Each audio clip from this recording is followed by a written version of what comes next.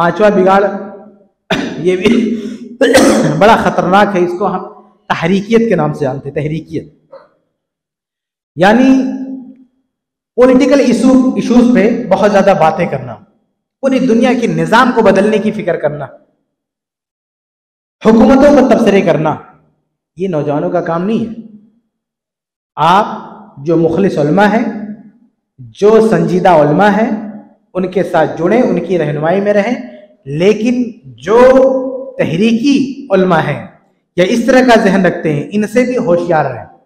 ये तुम्हारे खून के सौदागर। पहले टाइप के मैंने कुछ उलमा के बारे में बताया जो तो आपकी जबान गंदी करते हैं, ये तो आपका खून भी गंदा कर देते हैं। ये तो इनके चक्कर में आप पड़ोगे तो ये आपको बर्बाद कर जाने की, आपकी जान भी ले लेंगे आपको। ये आपको ऐसे ऐसे मसलों में फंसा देंगे, आपकी जिंदगी बर्बाद हो जाएगी। आप जेल जाओगे, आप मारे जाओगे, आप शूट किए जाओगे, कुछ भी हो सकता है। ये बड़ा खतरनाक तबका है जो नौजवान इस तरह की जहनियत रखते हैं, उनको समझना चाहिए। और इस हमारे पास वक्त नहीं है, वरना मैं आपको बहुत डिटेल में बात करता। ये जो फितना है, ये बहुत ही खतरनाक फितना है। इस फितने में जो नौजवान इन्वॉल्व होते हैं ना, वो हुकूमतों पर तबसरा करते हैं, और तबसरा करते करते उनकी शुरुआत कहाँ से होती है? उनकी शुरुआत होती है सहाबे कराम पे तबसरा करने से। खिलाफत, मुल्कियत, यहां से इनकी शुरुआत होती है। खिलाफत और मुल्कियत पर बहस का जो नशा है, वो नशा उन्हें किसी हाल को नहीं रखता, उन्हें बर्बाद करके रख देता है। वो लोग क्या कहेंगे? वो सहाबा रज़ी अल्लाह अन्हुम में बहस करेंगे कि कौन सहाबी ठीक थे, कौन सहाबी गलत थे। सहाबा के इख्तलाफात पर बहस करेंगे। उनकी जिंदगी का वही मिशन रहेगा, कौन सहाबी हक पर थे, कौन से गलती हुई। उनको नमाज से कोई लेना देना नहीं, रोजा से, इन सारे मसाइल से कोई दिलचस्पी नहीं। जो असल उनकी पैदाइश का मकसद है इबादत, उसमें मेहनत नहीं। नमाज रोजे के मसाइल का इल्म नहीं है उनको, नमाज रोजे के मसले उनको नहीं पता है। उनको पता है तो ये कि किस सहाबी ने क्या गलती की है, किस सहाबी से क्या चूक हुई। और गलतियां शरई मसाइल में नहीं, सियासी एतबार से चुना चाहिए। सहाबे कराम पर, सहाबे कराम की तकसीम करते हैं, उसमें गिरोहबंदी करते हैं, बल्कि अलल ऐलान सवाल भी करते हैं कि तुम उस दौर में होते थे, किस पार्टी के साथ में होते हैं। इस तरह के सवालात भी करते हैं, इस तरह से जहन खराब करते हैं। और दुनियावी एतबार से क्या कहेंगे? अजीब बात यह है कि एक तरफ ये सहाबे कराम पे बात करेंगे, और दूसरी तरफ मेरे भाइयों मुसलमानों को क्या तालीम देंगे कि तुम लोग सारे फिरकों से निकल जाओ, किसी जमात में मत रहो, एक प्लेटफॉर्म पे आओ, इत्तेहाद मुत्तहिद हो जाओ। यानी कोई शिर्क कर रहा है, कोई बिदअत कर रहा है, कहेंगे अपने अपने अकीदे भूल जाओ, आओ एक प्लेटफॉर्म पे इकट्ठे हो जाओ। और यहाँ एक प्लेटफॉर्म पे इकट्ठे होने के बाद क्या करना है? उस सहाबे कराम के इख्तलाफ पे बहस करना है। यानी हमारा अपना इख्तलाफ भुला दो और सहाबा का इख्तलाफ नहीं भूलना। सहाबा का वो इख्तलाफ जो आरजी था और खत्म हो गया। दीन का इख्तलाफ वो भी दीन का इख्तलाफ नहीं था। हमारा इख्तलाफ क्या? दीन का अकीदे का इख्तलाफ, शिर्क और तौहीद का इख्तलाफ, सुन्नत और बिदअत का इख्तलाफ। इतना खतरनाक इख्तलाफ है। कहते हैं ये इख्तलाफ भूल जाओ और किस इख्तलाफ पर बात करो? सहाबा के उस इख्तलाफ पर जो अकीदे का इख्तलाफ नहीं है, जो तौहीद और शिर्क का इख्तलाफ नहीं है, जो सुन्नत और बिदअत का इख्तलाफ नहीं है, वो सियासी इख्तलाफात है। कहते उस पर बात करो। ये इत्तिहाद का नारा लगाते। इससे नौजवानों को ऐसे लोगों से होशियार रहना चाहिए जो इत्तिहाद के नाम पर आपको इत्तिहाद के नाम पर उचक रहा है कि आओ इस प्लेटफॉर्म पर शामिल हो जाओ, हम मुसलमानों के इत्तिहाद की, उनको इकट्ठा करने की बात करते हैं। उनसे नौजवानों को चाहिए कि उनको टटोले, कहीं ये सहाबा के इख्तलाफ पे तो नहीं बात करते। अगर ये सहाबा के इख्तलाफ पे बात करते तो ये इत्तिहादी है, ये इत्तिहाद को पसंद करने वाले हैं। हम अपने अकीदे के इख्तलाफ भुला दे, सहाबा का सियासी इख्तलाफ नहीं भूल सकते। और वो भी इख्तलाफ जो खत्म हो चुका है, ऐसा नहीं कि अभी है। सहाबा इस दुनिया से गए, उनका इख्तलाफ उनकी जिंदगी में खत्म हो गया। मुआविया रजी अल्लाह तआला अन्हु, अली रजी अल्लाह तआला अन्हु, इन दोनों में, इनकी गिरोह में इख्तलाफ हुआ, लेकिन हसन रजी अल्लाह तआला अन्हु ने उस इख्तलाफ को खत्म किया ना, खत्म हो गया। इख्तलाफ था लेकिन खत्म हो गया, मामला शांत हो गया, सब कुछ खत्म हो गया। लेकिन आज एक जमात है जो नौजवानों को बुला के उनको ابھارتی کہ نہیں ان اختلافات پہ بحث کرو، اور باقاعدہ سوال کہ تم ہوتے تو کس کے ساتھ میں ہوتے. حالانکہ اس زمانے میں جو صحابہ کرام تھے، یہ جو اختلاف ہوا تھا، یہ تمام صحابہ اس اختلاف میں نہیں آئے تھے. علی رضی اللہ تعالیٰ عنہ، معاویہ رضی اللہ عنہ، ان دونوں کا گروہ، ان دونوں گروہ میں جتنے صحابی تھے نا، سب کو اکٹھا کریں تو 30 کی تعداد بھی نہیں ہوتی ہے. 30 صحابہ بھی نہیں ہے اس میں.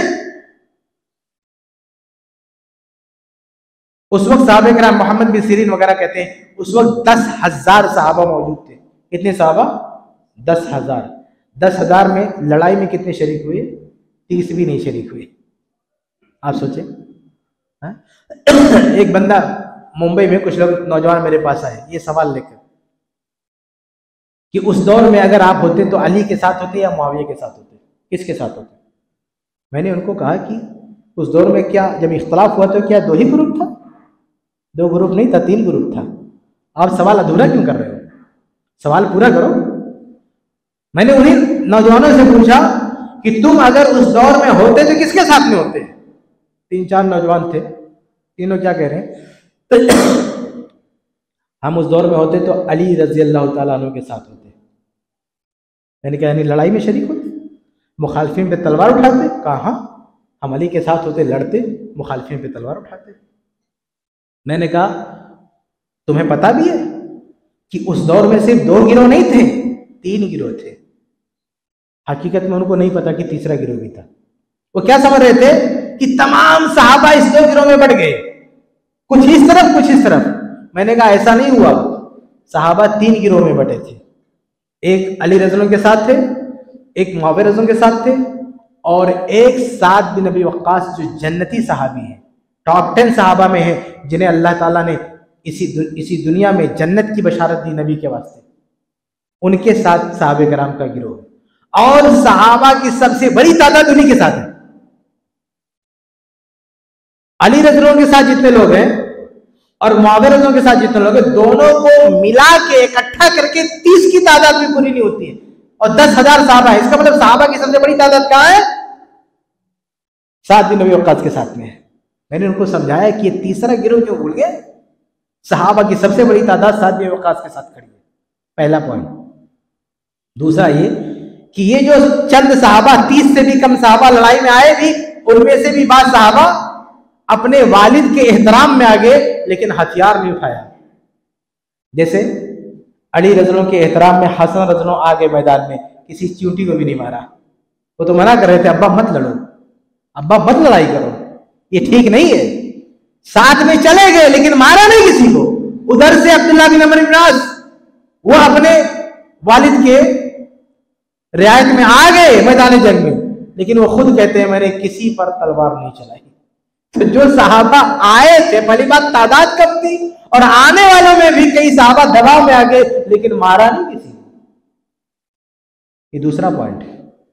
تیسرا پوائنٹ کہ وہ جو گروہ تھا قائدین کا، جو دونوں سے کنارہ کش تھے، ان کی تعداد سب سے زیادہ، صرف تعداد سب سے زیادہ نہیں ہے بلکہ ان میں علماء کی تعداد بھی بھری پڑی ہے. صحابہ میں حدیث کے سب سے جانکار کون؟ ابو ہریرہ رضی اللہ عنہ، وہ اس طرف ہے، وہاں کھڑے.